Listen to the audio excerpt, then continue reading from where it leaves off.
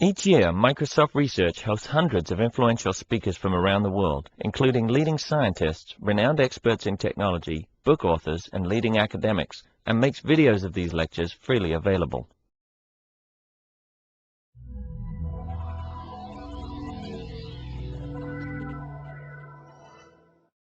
Afternoon on what NASA has done wrong and what he thinks we ought to do in the future to make it all better. I'm really excited to hear what he has to say about that. I did want to put out one request to the audience, that if you know of any collectors of dolls, if anybody has a Major Matt Mason doll from when they were a child, it's an astronaut doll. I think Greg would really be interested in hearing about that.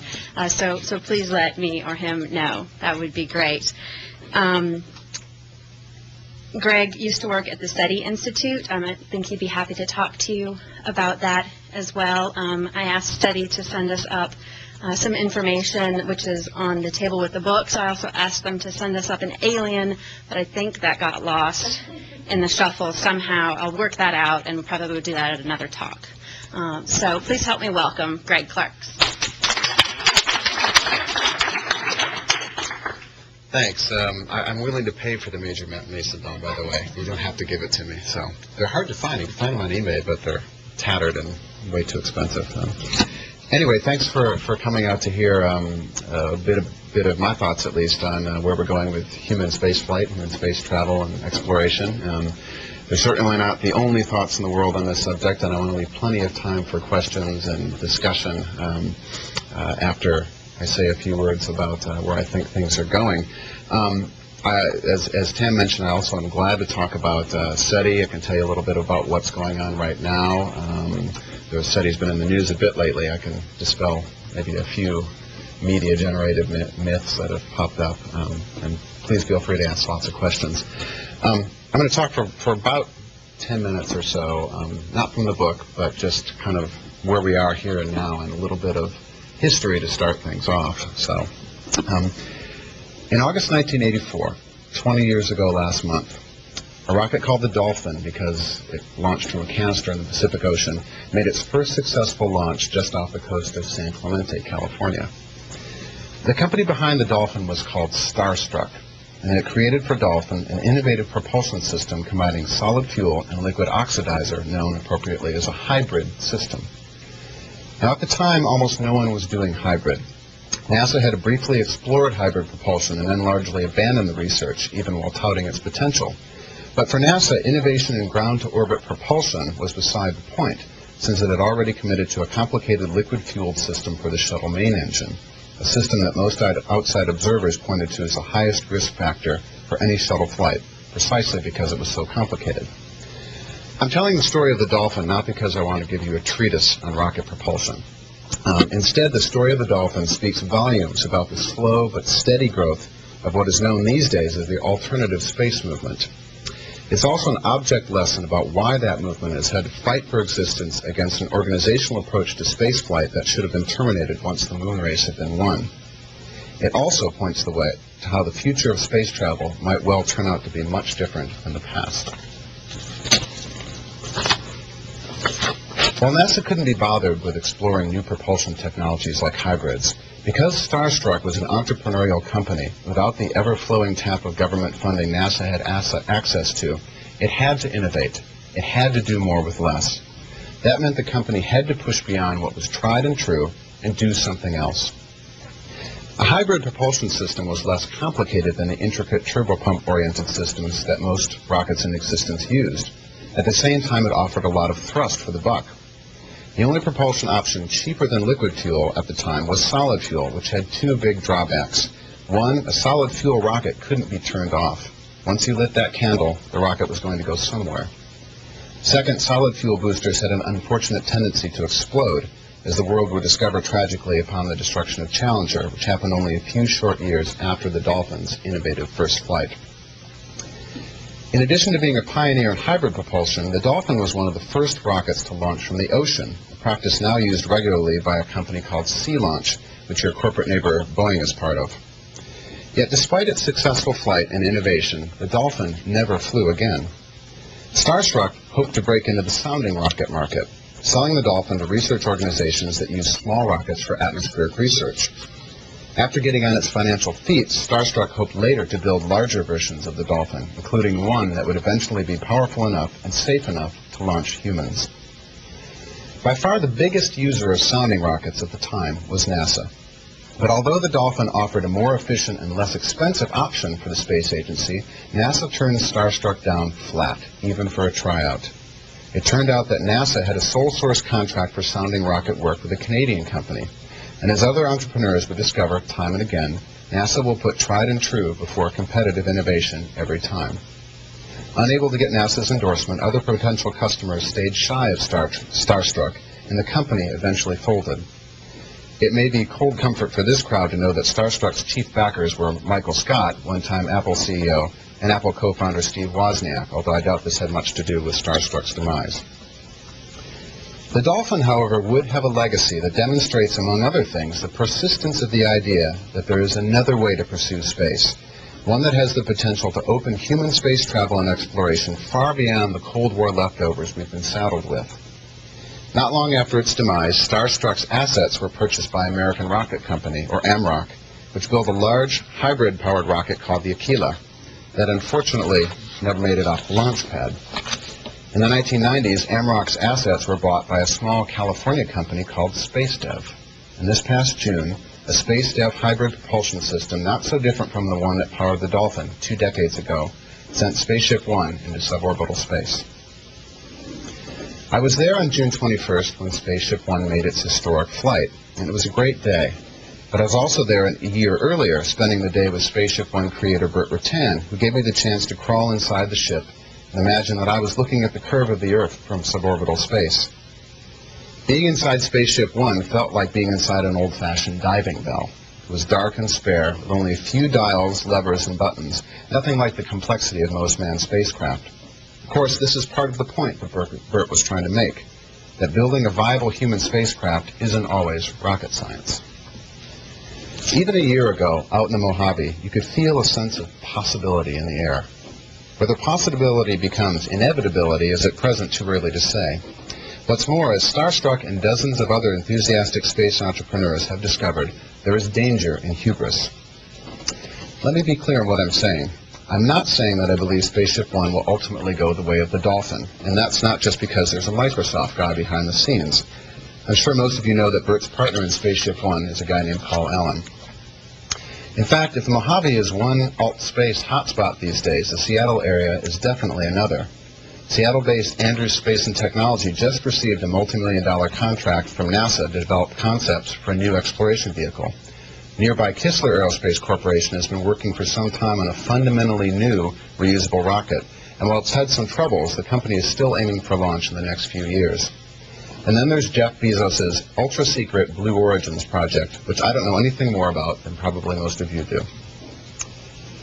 All of these companies are at the vanguard of a worldwide group of space sector innovators who have an opportunity to implement real change in how the world thinks about human space travel and exploration.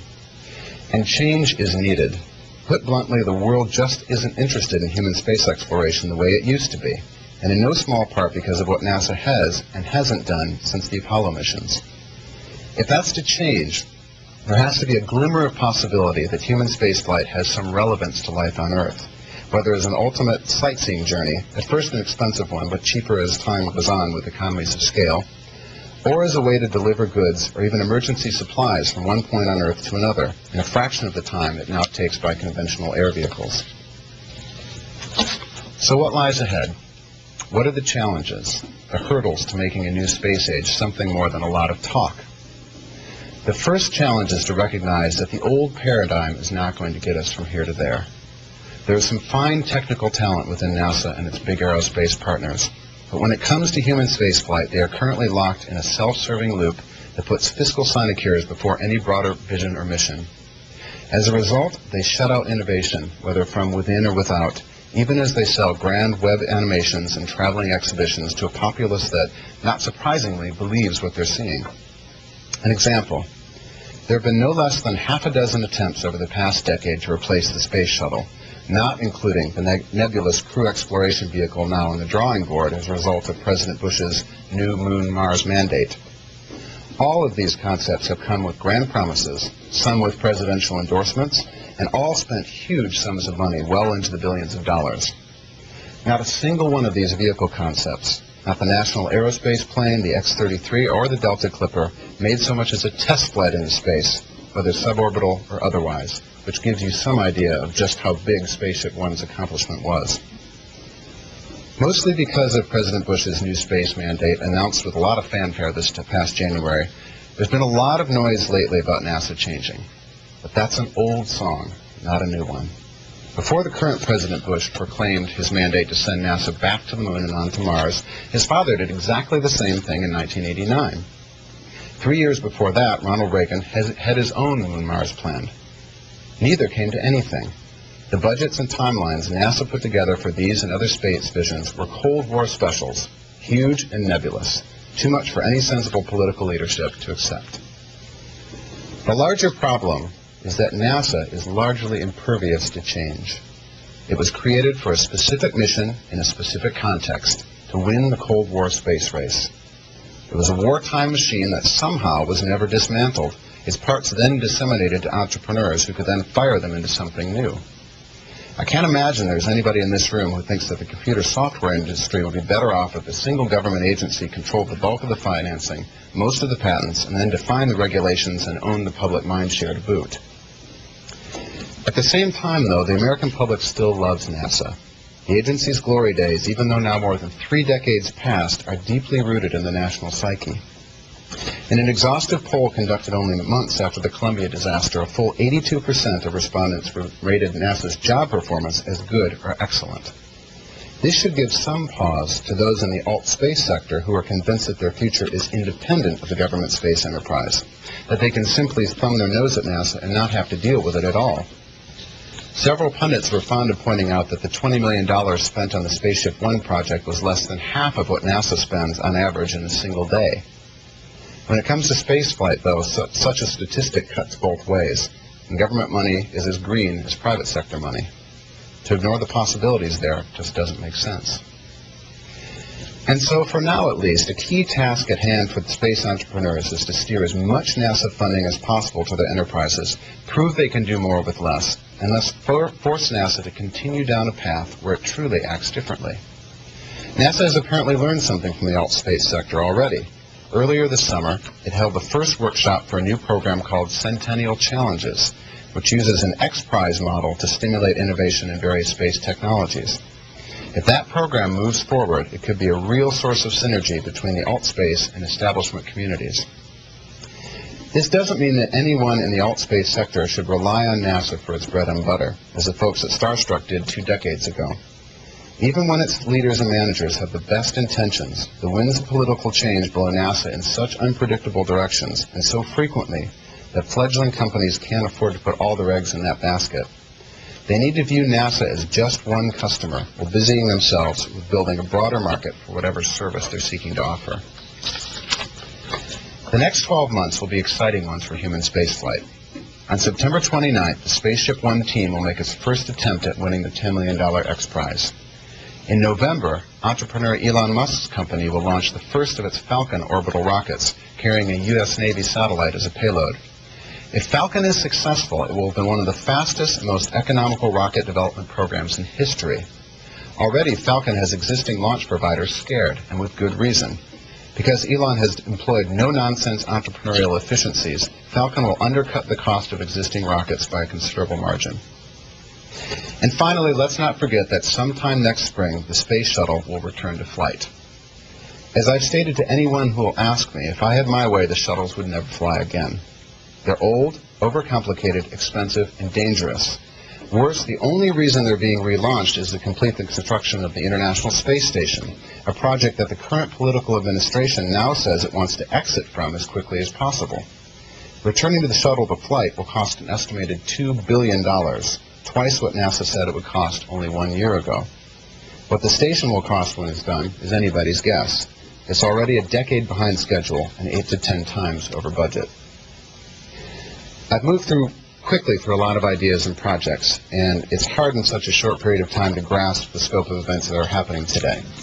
I'd obviously recommend my book as a good source of detail and perspective, but there are also some great websites where you can keep up to date on the fast pace of change in today's space sector. In my opinion, two of the best are space.com and spaceref.com. If you're interested in NASA news, there's a fantastic site called nasawatch.com that anybody who's interested in government space really ought to look at every now and then. That's what I wanted to say in terms of polemical ranting. And I wanted to leave lots of time here for anybody to ask any questions, either about what I've said or about unrelated subjects. And then I can tell you a little bit about SETI. So, questions, thoughts, comments? With that? What do you think of the Mars mission? The Mars mission? Yeah. You mean the Mars robotic explorers? The Moon Mars mission, I mean, not mission, but the idea that was announced by President Bush. I think several things about that plan. I think President Bush was hoping to get his Kennedy moment, in the sense that he was hoping to get the kind of popular boost by announcing something very visionary that John F. Kennedy got back in 1962 when he announced the moon missions. I think it probably backfired on him because he got a lot of stick about it, and his State of the Union was just a few weeks later, and he didn't mention space at all. In fact, space is very, very low on the Republican platform right now. In a general sense, I think it's a good idea for human spaceflight to have a destination. I think that's one of the big problems that has existed since the Apollo days. You have a shuttle that goes up and down, you have a station that goes round and round, and nobody can really say where any of it's going. So going back to the moon makes a certain amount of sense. Going to Mars probably makes the most sense. If you're going to have a national human spaceflight enterprise, you want to go someplace new and exciting, and Mars is definitely the new and exciting place. It is not easy, as the robotic missions have shown, but it's something that I think could excite people if the country wanted to commit to it. I think the problem with the Bush space plan is that it doesn't really commit to Mars. It sets a timeline for the moon. It doesn't really include a lot of new money, and it doesn't set a timeline at all for going to Mars. So I'm not sure what it'll amount to in that sense. Question right here? On the SpaceShipOne project, and I've been following that fairly closely and looking at it. I mean, there's a big difference between doing a suborbital flight and having a velocity in a vehicle of, 2,000 miles an hour versus the orbital velocity you need of 14,000 miles an hour and to come back into the atmosphere. It's a huge leap in magnitude of a program. How do we go from a business case of selling $100,000 joyrides to millionaires to a private manned space program?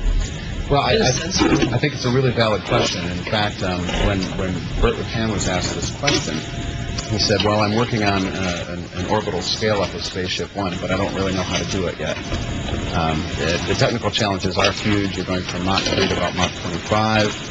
You've got very, very light ablative shielding on SpaceShipOne because there's very little resistance when you're coming in. You need huge shielding, obviously, in anything that's going to deal with orbital reentry. There are a lot of issues there. I think, though, what Burt would tell you, and what I think is probably true, is that you're looking, what SpaceShipOne demonstrates is less a technological innovation than a psychological breakthrough. Elon Musk said to me and to any number of other people, he doesn't think that SpaceShipOne is really that much of a technical breakthrough. In fact, it's really not. It's very simple stuff. But what it does is it shows a sense of possibility, that if you can do something like this fairly quickly, fairly cheaply, then maybe the possibilities are there with more money and a little bit more time to do something more cheaply and more innovatively than has been done in the past with orbital spaceflight. It sort of is partway to the answer to your question.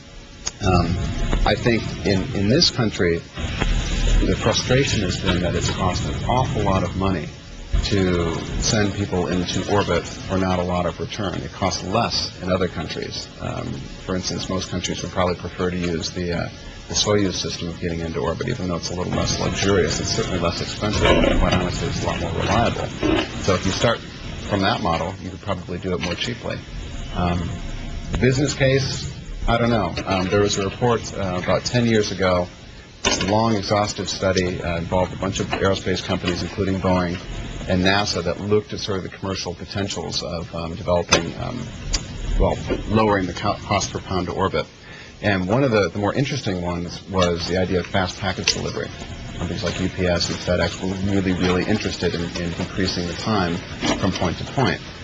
Whether they're interested enough to invest the money in an orbital vehicle kind of remains to be seen. Question here? Two questions. One is, can you give us some numbers on what kind of costs and what kind of development time we're talking about for like different objectives? Well, I can. For example, how much it would take to scale this up to go beyond the suborbital flight? Oh gosh, well that's the thing I don't know, and that's the thing I think You don't that. have any idea. No, probably not.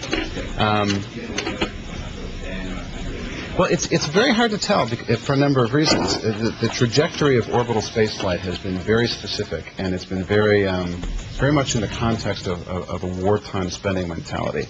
If you ask somebody today, how much is it going to take, to build an atomic bomb from scratch, the answer is a little confusing, because most of the money that was spent was in a kind of a cost-unrestrained environment. So you can spend as much money as you wanted, in whatever period of time that you need. You bring in the best people, you build facilities. It kind of throws the idea of market economics right out the door. It doesn't really work on that model. So you have the same problem when you're talking about orbital spaceflight, because the space shuttle costs $500 million per launch, and it costs that because over time that's the system that's been built up. It's not necessarily the case that it's going to have to cost you that much to send somebody into orbit and back. I guess I'm talking about to have any easy lower bounds, like we can't get there with less than 100 million or whatever. Well, if the Russians were willing to sell you a Soyuz system, let's say, and the cost of using it. So if 3 people in this room decided they wanted to cobble together the money to go into space, you're talking probably about $20 million. That's to build the Soyuz rocket, and that's to build the Soyuz spacecraft. They both happen to be called Soyuz. And that's to assemble it, put it together, bring it to the launch pad, make it flight ready, train you and your 2 friends, send you to orbit, and bring you back again. That is not the same as the cost of actually building, designing from scratch a spaceship that would bring you a cost return over time, return your investment over time. So it's a little hard to answer the question. I don't mean to be sort of disingenuous, but I really don't know the answer. If you want to do that with a space shuttle, it would cost you, again, in the neighborhood of about $500 million, because the infrastructure to launch the shuttle, to build it and launch it, is a lot greater. There were some people back in the 70s, I think early 80s, who were actually proposing to NASA to pay them to build a shuttle for private use. And I think the number on the table at the time has been 1984 or 5. It was definitely before Challenger. It was something like about $150 million. And all of this is basically leveraging existing design, so you're not doing any design costs. Well, exactly. That's right. There are no design costs involved. There are no infrastructure construction costs involved. A better model might be Kistler Aerospace. Kistler Aerospace, which is down the road and up the road from here, has been working since the mid-90s to try to develop a fundamentally new reusable orbital rocket, primarily for the satellite business. They've done everything more or less from scratch. They've built a team, they have an infrastructure, they're building a launch complex down in Australia. They have not done a first test launch yet, and they've spent well over $500 million. And it's unclear right now, since they're in Chapter 11 and trying to get out of it, where they're going to go. The problem with using the Kistler model, though, even to try to answer your question, is that Kistler approached it much the way that NASA has approached it. They built a big bureaucratic team. They tried to do kind of hyper-incremental testing. They didn't do what, say, Burt Rutan's group did, which was do a lot of big testing leaps, a lot of really big envelope-pushing things in very quick succession. So you kind of pick your model, whichever one you'd want to use. Elon Musk has said several times that if the Falcon turns out to be successful, that is, if it works, they start getting some money back from it, they're going to start to scale it up. And within 10 years, if all goes as he'd like to plan, he'd like to start considering orbital flights. And he's not saying how much it's cost to develop the Falcon yet, but he said it's cost more than Burt Rutan spent, or Paul Allen spent on SpaceShipOne, which is $20 million. So, that help? Question here? I've been toying with the idea of going down with my 6-year-old son to the September 29th first flight of SpaceShipOne for the X Prize. And you were there, you said, for the earlier test flight. Can you describe what it's like to go down and experience this and how exciting it would be? Is it mostly just wait around and not a big deal, or is it really an exciting adventure to go watch this go up and go down again? Well, I mean, it was kind of a combination of a rock concert and what I always imagined Woodstock was like. You know, there were a lot of people camping out and hanging out, and there were a lot of tailgate parties. There were people selling SpaceShipOne paraphernalia. There were people wandering around in sort of silver space costumes with antennas on their heads. You know, it was a blast. Actually, it was really great fun. I think the number I remember of people who turned up for the June 21st thing was about 20,000 people. So the short answer is it's a lot of fun. The X Prize attempt is going to be it's going to be interesting for me to see if they draw the same kind of crowd, because of course what they did on June 21st was a real first. And it's the first time a privately developed manned spacecraft had gone into space. Now again, it's suborbital space, and it was suborbital space by I think 421 feet. So you know you're not going to reach the space station with something like SpaceShipOne. And I think that it will be interesting to see if they draw the same or bigger kind of crowd, because what that will say is that there's kind of a sustained interest in this activity. So I would say definitely go. There's not a lot of nightlife in Mojave, as you might imagine, and book your hotel early unless you're going to drive in a camper. Well, it sounds like you have to go in at like 3 a.m. when they open the gates, and then the launch at 7, so it doesn't seem like I'd be sleeping in a hotel anyway. Well, I did, and I just got up really early. So, but it is a lot of fun. If they do it the way they did it this last time, they'll make it fun for people who show up. The actual event that you can see in the aggregate probably lasts about an hour. You can certainly see the takeoff. You'll see the White Knight aircraft. The way SpaceShipOne works, for those of you who don't know, is it's kind of this jet craft that looks a bit like a catamaran. Underneath is this kind of teardrop-shaped spacecraft called SpaceShipOne. They launch together. They go up in a circular pattern up to about 45,000 feet, which gets you above the bulk of the atmosphere. And then they drop SpaceShipOne, and then it kind of shoots straight up. So what you can see of this process is you can certainly see the takeoff. You can see it spiral up. If you have really good binoculars, you can see, can even see the drop. And then the most fascinating thing of all for me was it was a blindingly bright day. We had long lost track of, the White Knight. And then you see this, what looks like a white line shooting straight up the sky. And that's when SpaceShipOne kind of ignited the hybrid engine and it went vertical, straight up. And that was really fun to see. And then you can see the vehicles coming back down separately. So, fun. That event is how long after the initial launch? It takes them about an hour to get up to altitude, and then the SpaceShipOne flight's short. I mean, they fire the engine for about 7 minutes or something. So, about an hour after launch, they're up. The space flight is a few minutes, and then it takes them about another hour to come down. So, call it 2.5 hours altogether. That's worth it. Some people have lately been talking about the concept of a space elevator. Is that something that's realistic? I mean, with, technology 10, 20 years down the road, or is that totally... Space elevator. The idea of a space elevator is, I think it's realistic. I mean, certainly people have looked at it for a long time. What they haven't done is actually done, proper tests and experiments. The idea of a space elevator is that you have a super tensile wire, if you will, or cable that extends from a point on the ground all the way up to some point in orbit. And so instead of trying to have to, fight gravity quite so hard, you simply lift things up and down like an elevator. And this is something that's been in science fiction for an awful long time. There's an old Arthur C. Clarke book called Fountains of Paradise that deals with a space elevator. It's as realistic as anything in the very, very early stages of technology research can be at this point. I think it's interesting that there's been so much talk about it lately. Clearly, people are thinking about trying to invest in some experiments. It'd be great if NASA did. It'd be great if NASA had a space elevator challenge as part of the Centennial Challenges idea that I mentioned very briefly. That is, they, offer some prize to the first organization that can create, working space elevator prototype of some sort. And I think that's been suggested.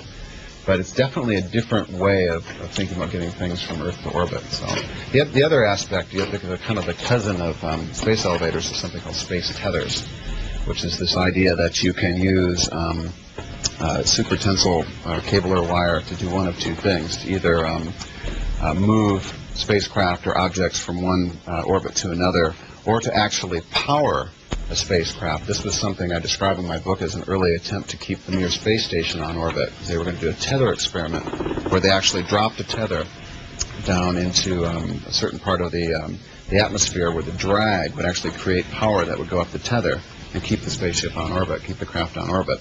And there's a bit in the part that I described where they got the approval to do this, to ship this technology from the U.S. to Russia, just as the Russians decided they were going to terminate the Mir space station. So, a bit of unfortunate timing, but... So is there like an alternative technology that could significantly lower launch costs? Is there an alternative technology to lower launch costs? I don't know that it's so much technology. Hybrid rockets have proven really good for sounding uses and for something like SpaceShipOne. One of the big questions in terms of getting from SpaceShipOne to an orbital vehicle is whether hybrids are powerful enough. That's one of the big issues. If that's not the case, you're really left with some sort of solid fuel, liquid fuel combination. And I think the question is less technology from Earth to orbit than it is politics and economics. The infrastructure and the cost structure behind current orbital rockets is huge. It's basically a military-industrial cost structure where everything is cost plus, huge. And that's why the Falcon is so interesting. Because what Elon's done is in a period of less than 4 years, he's built a new engine, a new rocket, he's built a new company, new launch structure, everything from scratch. And he's undercutting the cost of launching things to orbit by something like a third. So it's a third the cost of the lowest existing launch provider. And it's not because he's doing something fundamentally different, it's just his process and his organization are different. I am not familiar with any technologies from the ground to orbit that would do anything that would really lower things in and of themselves. The elevator is an interesting idea. Where most of the propulsion research is going on right now is deep space stuff. You've got a couple of the ion propulsion systems being tried right now. You've got a solar sail project that Japan's just launched, which is interesting. And you've got the whole what's called Project Prometheus, which is the nuclear power space program that NASA's just put together that makes people nervous because it's very closely linked to a lot of the Pentagon research. They're kind of working like this on that. So, question here? I was just wondering about one of the things I was thinking about after the Columbia accident was, safety is in some ways sort of, I guess I'm asking, do you feel that safety might be too much emphasized in the current NASA program? Because it gets to the point where you get so paranoid about anything possibly going wrong that you don't have any acceptable risk anymore. And there's many other things that people do, like non-climbing and things like that, where people say, it's risky, so, accidents happen. Well, I've gotten to know a few astronauts over time, and I can say to a person that they are not risk-averse people. So individually, I don't think it's coming from the people who are traveling. I think the bigger issue for NASA is cultural, and in this case, it is technological. It's technological in the fact that the shuttle is a real Rube Goldberg device. It is not a rocket. It's not a plane. It's not a rocket plane. It can't get into orbit on its own. It's a compromised vehicle. And the thing is that NASA and its contractor partners have known this for a long time, and they've been very resistant to replace it because it was a very hard vehicle politically for them to get in the first place. It's important not to underestimate how difficult it was for NASA's human spaceflight program to survive after the Apollo moon landings. They were basically almost thrown off the government dole by the Nixon administration, and so they were kind of grasping for straws. What can we do to keep this program going? And they came up with the space shuttle in no small part because the military thought it would be a useful vehicle for them as well. So this is a very long way of getting an answer to your question. The shuttle is the problem. And everybody has concerns with safety on the shuttle because there are so many things that can potentially go wrong with it. The foam issue was not on anybody's radar screen for a long time. Everybody thought that the big problem with the shuttle was going to be the main engines. Well, I heard that when they developed the shuttle, they said there's about a 1 in 100 chance of this thing blowing up. It depends on who you ask. If you ask somebody right at the center of the shuttle process, who's in management, who's responsible at some role for keeping it politically alive, they'll tell you. I'm cribbing right here from the Feynman appendix to the Challenger report. And if you have any interest in this at a detailed level, you should read this. The Challenger report included Richard Feynman. Many of you may know who that is, a fantastic maverick, Nobel-winning scientist, who did his own sort of set of studies on various risk assessments that came with the Challenger. And he said, at the middle of it, with managers, the heart of the project, they'll say is 1 in 100,000 chances things going to blow up. Move a little further to some of the engineers and contractors, well, maybe 1 in 10,000. Then you get someone who's absolutely objective on the outside of the process. They'll say, well, probably about 1 in 100. So you can imagine which of those sets of probabilities were being sold to which sorts of people at various times, which is part of the problem that NASA has. There's a lot of smoke and mirrors involved when you're talking about the Space Shuttle program. As far as the issue of risk in general, probably the biggest battle that the kind of budding human space travel industry is facing right now is regulatory. There have been a lot of battles trying to get experimental launch licenses that almost kept SpaceShipOne from going anywhere because they couldn't get a license to simply launch it on a test. They're fighting now to try to get basically the right to have people say, I want to travel on the ship, I understand the risks, I'll sign on whatever dotted lines you want, just let me go up. Right now you can't do that. If you wanted tomorrow to go into SpaceShipOne and you understood the risk and were signing off all the waivers, you're still not allowed to do it. So that's a big, big barrier. So there's actually laws against you going? Or? It's not so much that there are laws against it, there aren't laws that approve it. But I thought the way it was that, if there's not a law against something, that you can do it, or does it change? Well, this is an industry that's being very closely watched right now. And they've gone what I think is a wise route in being absolutely honest every step of the way and being absolutely forthright every step of the way with the FAA, which has responsibility for commercial space transportation in this country. It's not NASA who regulates, it's the FAA. And that was a change that happened after Challenger.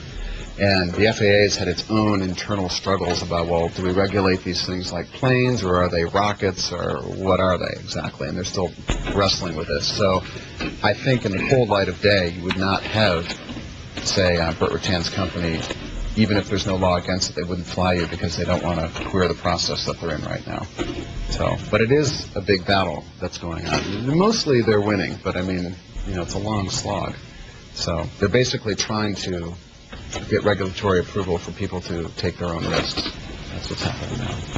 Great. Do you want to take a couple more questions on this topic, and then we can talk about SETI for a while? Sure, okay. Time-wise? Sure.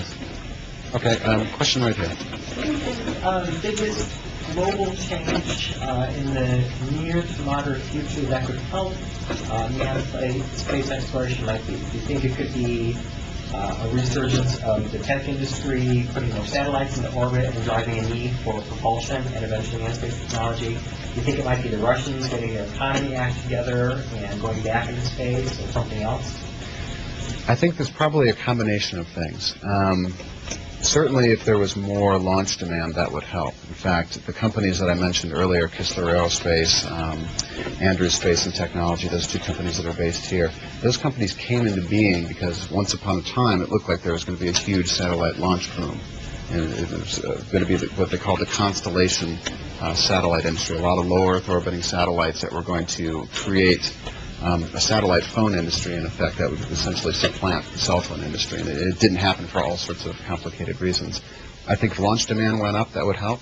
I think the competition that's emerging from China is very helpful. because, like it or not, most big budget space programs are still nationalist in orientation, and so if there's a sense of competition, if there's a sense of threat, that tends to get the juices flowing. I think a lot of the private sector stuff has really helped. I mean, I think there was somebody at the SpaceShipOne press conference who said that there were far more journalists at that press conference than there were at the announcement of the president's plan for space exploration. So I think a combination of these things needs to keep happening.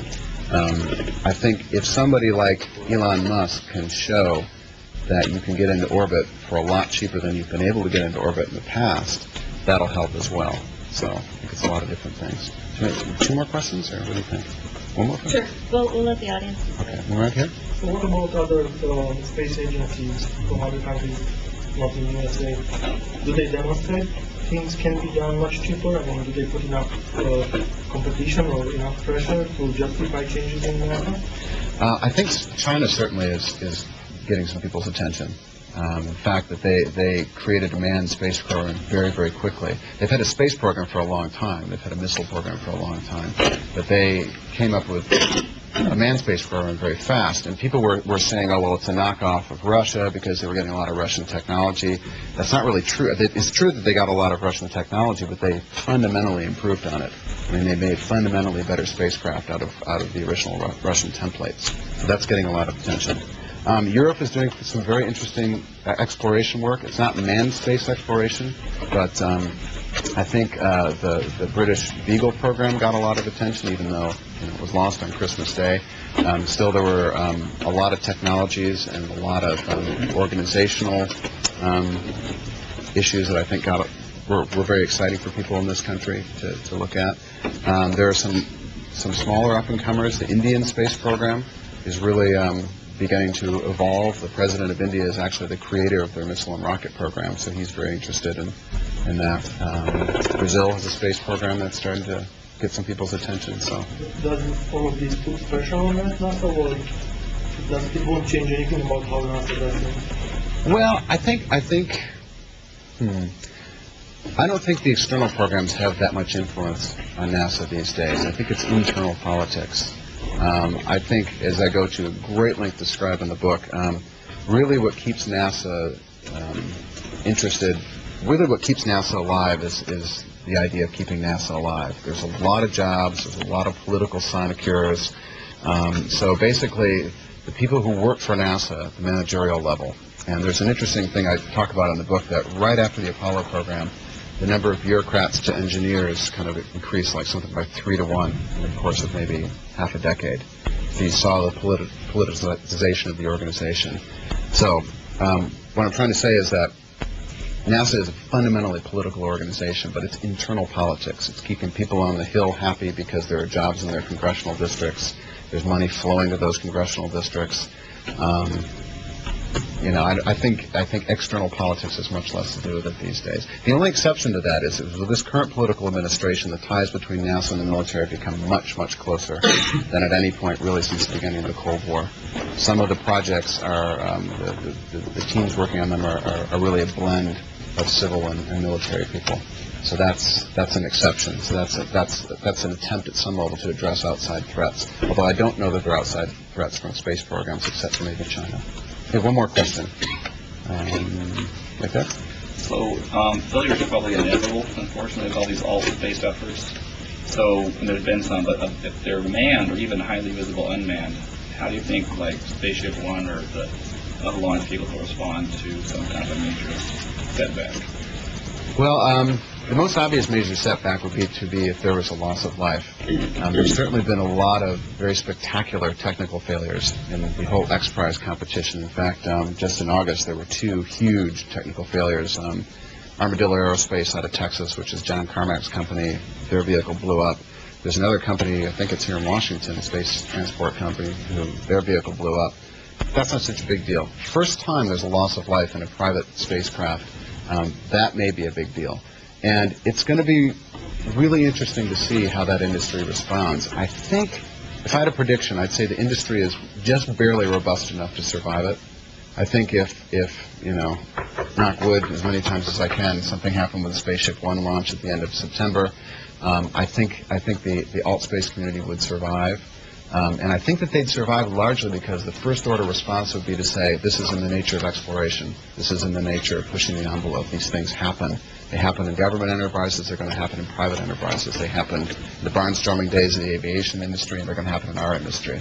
So, but I don't think it's so robust that if you saw loss after loss after loss, it would survive for very long. I don't think it's quite there.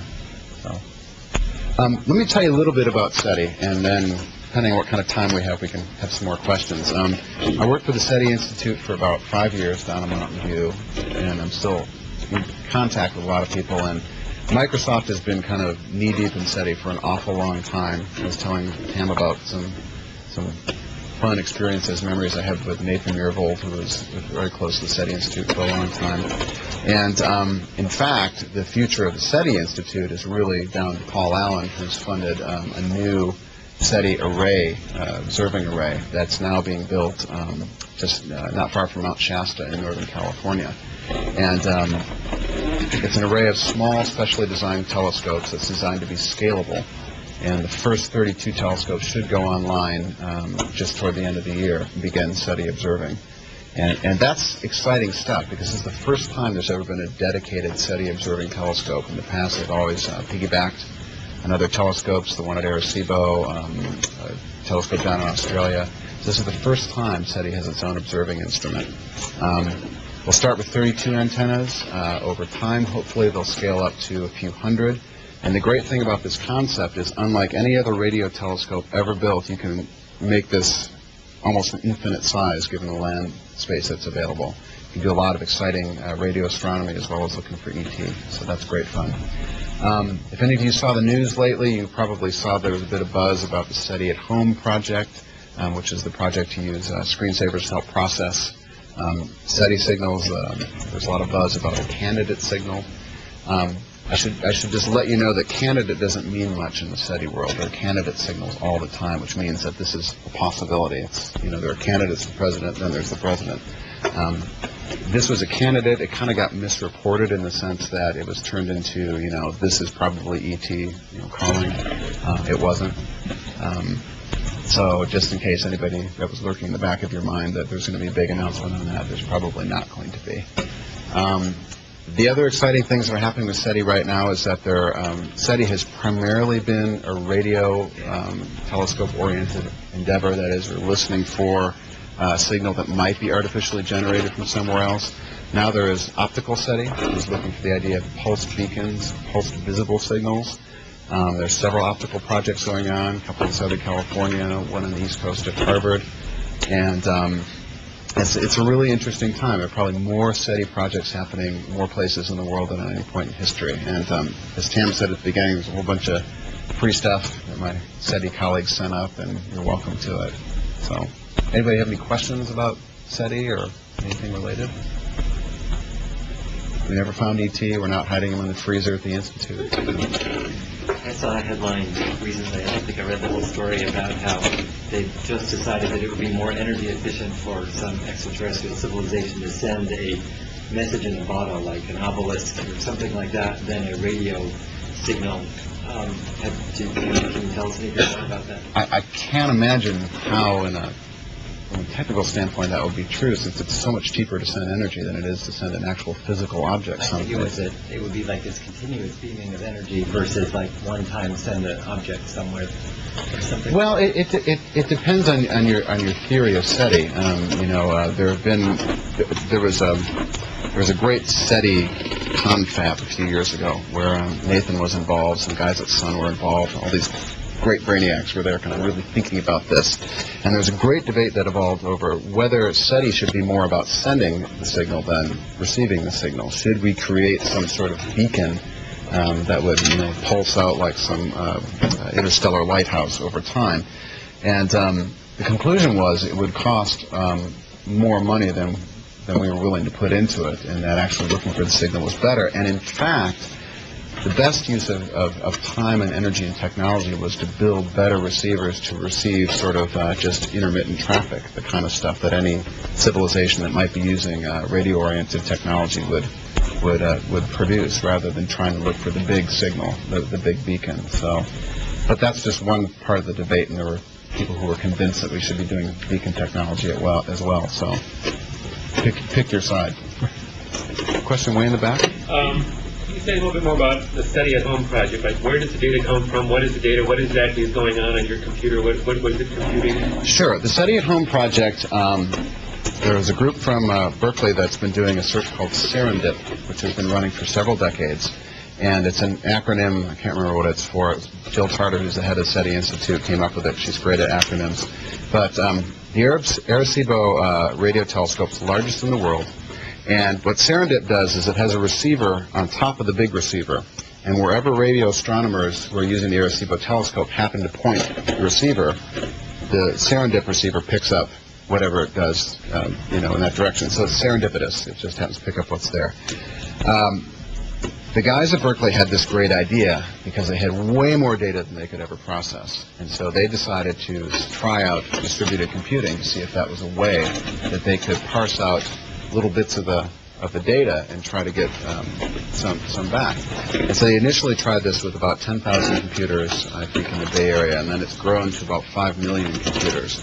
And they did it via a screensaver that kicks on whenever you're not using your computer, and you're sent a little piece of the Serendip data that over time, as your computer, allows you to, whenever you're not using it, just kind of crunches through it and then eventually returns this data back to. Do you know what this crunching is? Is it some pattern matching thing, or? That I don't know. That's you can go to the SETI at Home site. It's just HTTP. I don't think there's a www involved. SETIathome.org or .berkeley.edu. They can tell you a lot of the technical details. But it's been, I think primarily what it's been more than anything else is a huge demonstration of distributed processing. That's been, what I think has been most interesting about it. And they have a lot of candidate signals, things that look interesting, things that they can't say are simply interstellar noise or stuff that's generated here on Earth. A lot of times what will fake the SETI people out are pulsars.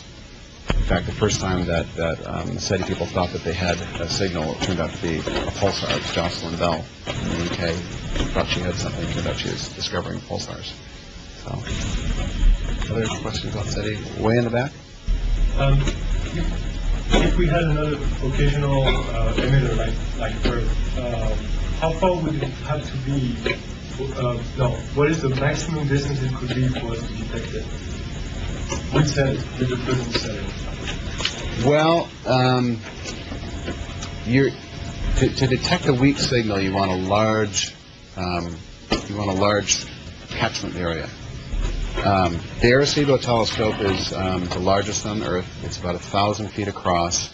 I'm kind of stalling, so I'm trying to remember how far it can detect a weak signal. Well, I can give you an example. Up until about a year ago, the SETI folks at Arecibo would calibrate their receiving system with a Pioneer 10 spacecraft, which was nearing the heliopause, which is the edge of the solar system. I think it was something like 8 billion miles away. And its transmitter at the time, I think, was down to about the power of a Christmas tree bulb.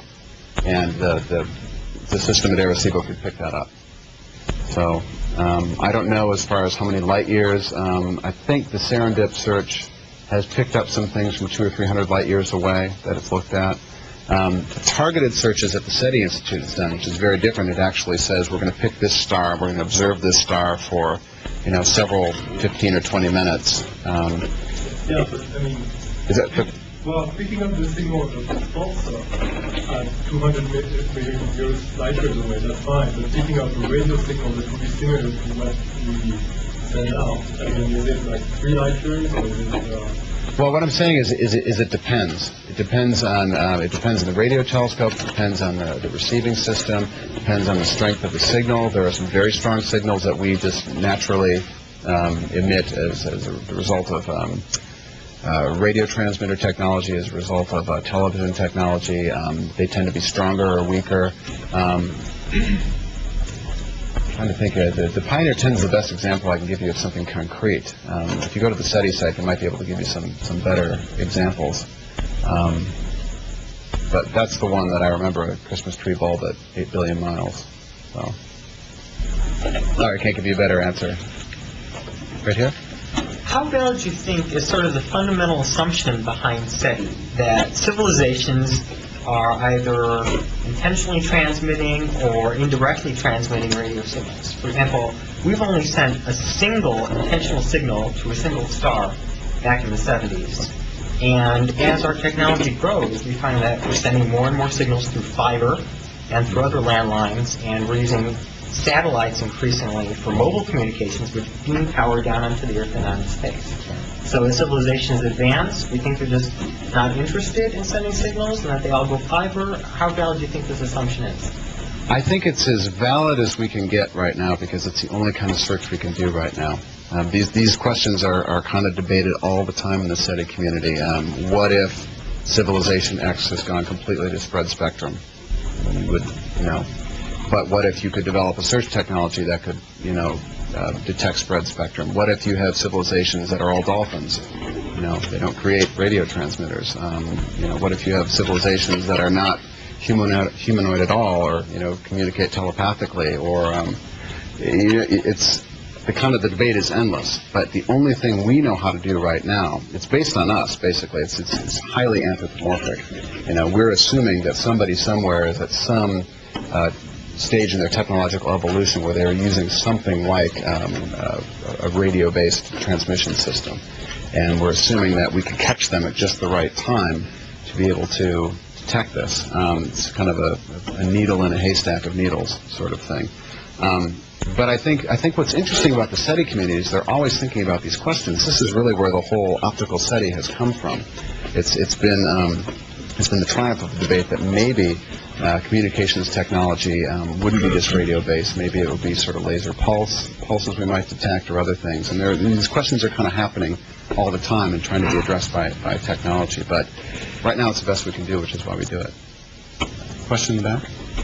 This is a general question, but is there any event in your lifetime that you hope to happen, like in the next 30, 60, 90 years? Well, I can give you the personal event, and I can give you the kind of the general event. Personal event, I would love to travel in space. I hope that happens. It would be absolute fantastic fun. General event, I would love to see a human step on the surface of Mars. I think that would be just a real thrill in a lot of ways. I mean, I could go, beyond the space community and talk about cure for AIDS and world hunger, which I'd obviously love to see happen. But in the context of the space debate, those would be the two things I would say, okay, yeah, I can die now. That's okay. Any other questions? Are we out of time? Or? Yeah, I think we're pretty close. Before we thank Greg, I just want to point out there's got to be like 50 people in this room. So if we all chip in $400,000, we can get to the $20 million, if I've done my math correctly. So I think we should think about that. I mean, it's sort of an analysis is expected. But thank you very much, guys.